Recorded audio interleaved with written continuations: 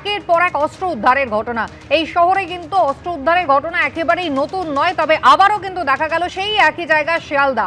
বারবার শিয়ালদাই কেন টার্গেট আলোচনা করব, তবে তার আগে আপনাদের ছবিটা দেখাই, যেখানে ইতিমধ্যেই কিন্তু সিজার লিস্ট তৈরি করার কাজ চলছে।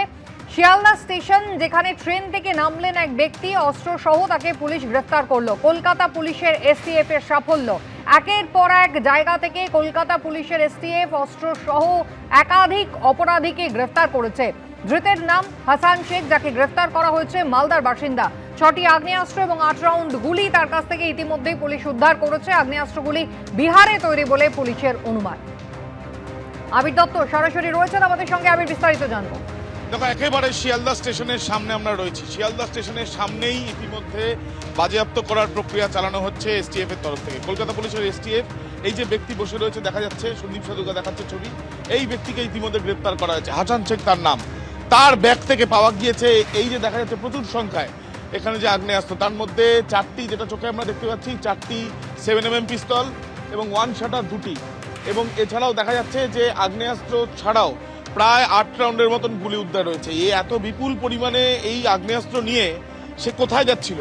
সে এখানে কি কারোর হাতে তুলে দেওয়ার তার পরিকল্পনা ছিল? যদি পরিকল্পনা থাকে, সেই ব্যক্তিকে বা তারা কারা? এছাড়াও এটা তারা জানতে পাচ্ছেন যে আজকে গতকাল রাত্রিবেলা গোপন সূত্রে খবর পায় কলকাতা পুলিশের এসটিএফ, এবং গোপন সূত্রে খবর পাওয়ার পর তারা মূলত যেটা জানা যাচ্ছে যে তারা এই শিয়ালদা স্টেশন চত্বরে, যেটা সকাল থেকে জনবহুল, সেই জায়গায় এক ব্যক্তি আগ্নেয়াস্ত্র নিয়ে এই কলকাতা শহরে পা রাখছে, এবং বিহার থেকে সে হাটেবাজার এক্সপ্রেস করে, যেটা মালদা হয়ে আসে, সেটা হাটেবাজার এক্সপ্রেস হাটেবাজারে করে সে এখানে নামে, এবং নামার সঙ্গে সঙ্গে তার এই যে কালো ব্যাগ দেখা যাচ্ছে, এই কালো ব্যাগ প্রথমে ধরা হয়, এবং সেখানে ব্যাগের ভেতরে ছিল কাপড় জামার ঠিক তলাতেই ছিল হচ্ছে এই আগ্নেয়াস্ত্রগুলো। তার বক্তব্যে অসঙ্গতি মেলে, এবং তারপরে সার্চ করে উদ্ধার হয়। দেখা যাচ্ছে ম্যাগাজিন রয়েছে, 7mm পিস্তল রয়েছে, সেখানে 1 শাটার রয়েছে। পুলিশের তরফ থেকে এখানে দেখা যাচ্ছে যে অ্যারেস্ট মেমোর প্রক্রিয়া চালানো হচ্ছে, এনভলপ এখানে রাখা হয়েছে, এবং এই যে আগ্নেয়াস্ত্রগুলো, এগুলো বিহার থেকে এই ধরনের আগ্নেয়াস্ত্র তৈরি হতে তারা দেখেছেন, নিশ্চিত হওয়ার চেষ্টা চালাচ্ছেন তারা।